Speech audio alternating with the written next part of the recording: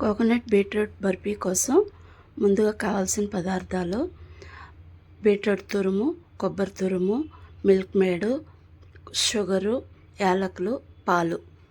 కావాల్సినంత ఒక 3-4 టేబుల్ స్పూన్లు నెయ్యి వేసి ముందుగా బీట్రూట్ తురుముని బాగా వేపుకోవాలి.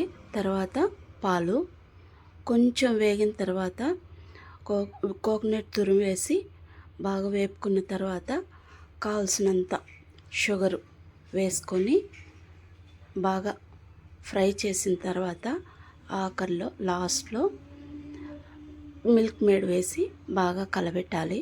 కలబెట్టిన తర్వాత చివర్లో యాలకుల పొడి వేసి కలిపేసి ఈ మరి కట్ చేసుకొని పెట్టుకోవడమే. చాలా టేస్టీగా ఉంది ఫ్రెండ్స్. ఒకసారి మీరు కూడా ట్రై చేయండి.